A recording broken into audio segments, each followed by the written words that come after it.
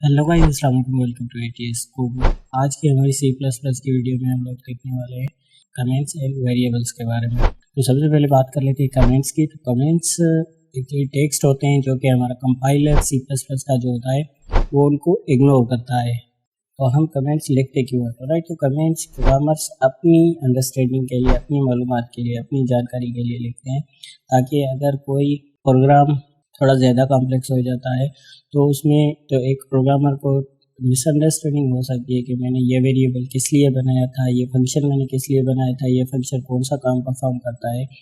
अब यहाँ पे हम बात कर रहे हैं कमेंट्स की सी प्लस प्लस में, लेकिन कमेंट्स का जो कॉन्सेप्ट है वो हर प्रोग्रामिंग लैंग्वेज में होता है, यानी कमेंट्स हमारी हर प्रोग्रामिंग लैंग्वेज में होते हैं। जैसे कि मैंने बताया कि कमेंट्स इसलिए लिखे जाते हैं ताकि अगर कोई एक ग्रुप ऑफ डेवलपर से किसी एक बड़े सॉफ्टवेयर पे काम कर रहा है या किसी बड़े प्रोजेक्ट पे काम कर रहा है तो एक दूसरे के अंडरस्टैंडिंग के लिए कमेंट्स लिखे जाते हैं। अब कमेंट्स लिखना एक अच्छी प्रैक्टिस है, ताकि अगर आप जब कभी किसी बड़ी कंपनी में जाएंगे या किसी बड़े प्रोजेक्ट पे काम करेंगे, चाहे अपना हो, आपका पर्सनल हो, चाहे फ्रीलांसिंग से रिलेटेड हो, तो उसमें कमेंट्स लिखना लाजमी होता है। हो सकता है कि उसमें आपको आगे चल के कुछ चेंजेस करनी हो, तो इसलिए कमेंट लिखना लाजमी है।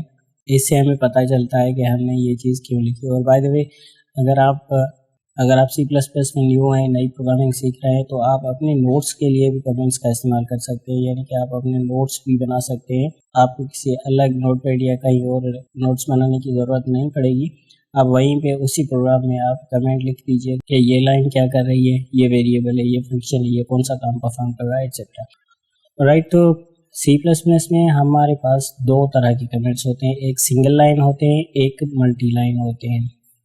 अब इन दोनों के बारे में हम थोड़ी देर बाद में हम इसको चेक करते हैं अपने प्रोग्राम में, प्रैक्टिकली हम इसको चेक करते हैं। लेकिन उससे पहले थोड़ी बात कर लेते हैं वेरिएबल्स की। तो वेरिएबल्स क्या होते हैं? वेरिएबल्स एक्चुअली कंटेनर्स होते हैं जो कि डेटा को स्टोर करते हैं। अब हम सिंपल एक एग्जांपल ले लेते हैं, हमारे जैसे कि किचन का एग्जांपल ले लेते हैं कि किचन में हमारे पास बहुत सारी चीज़ें होती है, जैसे कि चीनी हो गई, दालें हो गई, कुकिंग ऑयल हो गया, या हमारे घर में हम पानी रख दें, आटा रख दें, तो ये सारी चीज़ें रखने के लिए हमें कोई कंटेनर चाहिए होता है। अब ये जितनी चीज़ें मैंने बोली हैं, तो इन चीज़ों को रखने के लिए हमारे पास कंटेनर्स भी मुख्तलिफ साइज़ के, मुख्तलिफ टाइप के होते हैं। जैसे कि आप जो लिक्विड चीज़ है उसको किसी बोतल वगैरह में रखेंगे, जैसे कि कुकिंग ऑयल है या पानी है, और आटा है वो हमारे घर में थोड़ा ज़्यादा मिकदार में होता है, इसलिए हमें थोड़ा ज़्यादा बड़ा कंटेनर चाहिए होता है जिसमें कि हम आटा रख सकते हैं। तो इसी तरीके से हमारे पास वेरिएबल्स भी प्रोग्रामिंग लैंग्वेज में डेटा को स्टोर करने के लिए हम बनाते हैं। अब सी प्लस प्लस में हम वेरिएबल्स को डिक्लेयर करने के लिए या इनिशियलाइज करने के लिए हमारे पास एक तरीका होता है जिसमें हम सबसे पहले डेटा टाइप लिखते हैं, यानी कि हम जो वेरिएबल बना रहे हैं, आया कि वो इंटीजर है, वो फ्लोटिंग पॉइंट है, यानी कि वो पॉइंट में है, या वो होल नंबर है, वो नेगेटिव नंबर है, या सिंपली हम कोई कैरेक्टर स्टोर कर रहे हैं। कैरेक्टर आई मीन जैसे कि ए हो गया, बी हो गया, एक्स हो गया, वाई हो गया, एक्स वाई जेड, कुछ भी। डेटा टाइप यानी कि हम बताएंगे कि यह हम जो वैल्यू स्टोर कर रहे हैं वो किस टाइप की है, और उसके बाद हम वेरिएबल का नाम लिखते हैं और फाइनली उसकी वैल्यू लिखते हैं हम।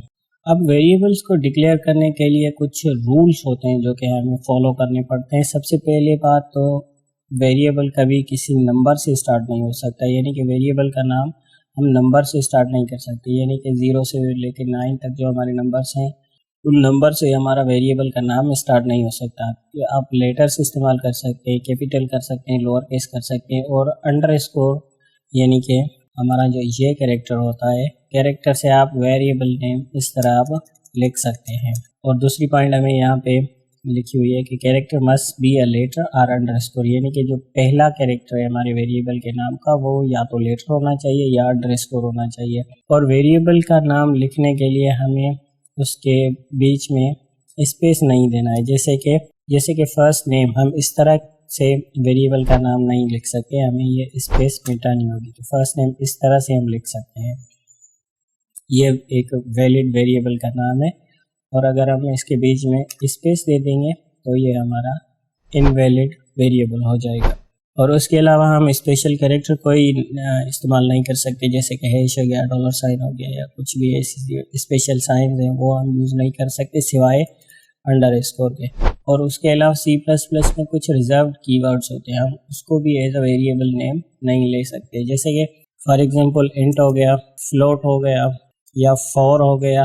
तो ये सारे जितने भी मैंने अभी आपको बताए, तो ये सारे रिजर्व्ड कीवर्ड्स हैं, यानी कि ऑलरेडी इनका मतलब है कुछ C++ में, तो हम उनको एज अ वेरिएबल नेम इस्तेमाल नहीं कर सकते। अब लास्ट पे पॉइंट हमने लिखी है कि variable names are case sensitive. Case sensitive का मतलब ये होता है कि सपोज हमने नेम लिखा और ये नेम लिखा है, इन दोनों का डिफरेंट मतलब होता है, यानी कि हमने नेम में कुछ और नेम स्टोर कर दिया और लोअर केस वाले एन के साथ जो हमने नेम लिखा है इसमें कुछ और स्टोर कर दिया, तो ये दोनों डिफरेंटली ट्रीट किए जाएंगे हमारे कंपाइलर के मुताबिक।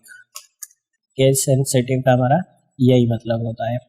अब उसके बाद हमारे पास कुछ केस कन्वेंशन है, यानी कि इन कन्वेंशन का हम जनरली इस्तेमाल करते हैं अपने वेरिएबल्स का नाम लिखने के लिए। अब यहाँ पे मैंने 4 केस कन्वेंशंस लिखी हुई है, जिसमें हमारे पास्कल केस कन्वेंशन है, यानी कि हम फर्स्ट लेटर होता है वो कैपिटल से होता है, और जैसे ही हमारा दूसरा वर्ड होता है वो हम कैपिटल लिखते हैं, जैसे कि नम, फार, एड, तो एन, एफ और ए कैपिटल है, तो ये हमारी कहलाती है पास्कल केस कन्वेंशन। और दूसरी होती है कैमल केस कन्वेंशन, जिसपे हम शुरू में लोअर केस लेते हैं और बाद में अगर हमारा वर्ड थोड़ा लंबा है तो उसका हम फर्स्ट लेटर कैपिटल लेते हैं, और तीसरे का भी इसी तरीके से।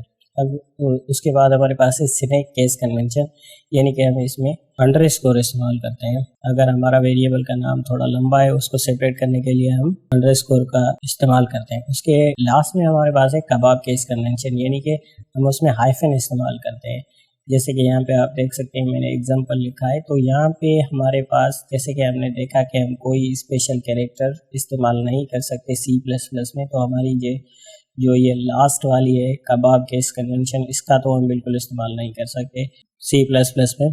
और उसके अलावा ये जो पास्कल केस कन्वेंशन मैंने लिखी हुई है, ये एक्चुअली हम इस्तेमाल करते हैं क्लासेस का नाम लिखने के लिए। तो जनरली कैमल केस कन्वेंशन और स्नेक केस कन्वेंशन ये दोनों इस्तेमाल होती है वेरिएबल्स का नाम और फंक्शंस का नाम लिखने के लिए। फंक्शंस के भी हमें नाम लिखने पड़ते हैं, और जब हम फंक्शंस पे आएंगे तब हम इसको देखेंगे। और रिजर्व्ड कीवर्ड्स की मैंने बात की थी, तो ये सारे C++ में रिजर्व्ड कीवर्ड्स हैं, यानी कि ये हम एज अ वेरिएबल नेम हम इस्तेमाल नहीं कर सकते, जैसे कि ये इफ़ हो गया, क्लास हो गया, फ्लोट हो गया, एल्स हो गया, तो ये सारे हम अपने वेरिएबल्स के नाम के तौर पर इन वर्ड्स को इस्तेमाल नहीं कर सकते। राइट, तो हमारी थ्योरेटिकल बातें हो गई। अब चलते हैं हमारे डेव C++ में, और अब हम देखते हैं कि हम इसमें सबसे पहले देखते हैं कि कमेंट किस तरह से लिखा जाता है। तो सिंगल लाइन कमेंट लिखने के लिए हम डबल फॉरवर्ड स्लैश का इस्तेमाल करते हैं। अब ये हमारी सारी जो लाइन हो गई,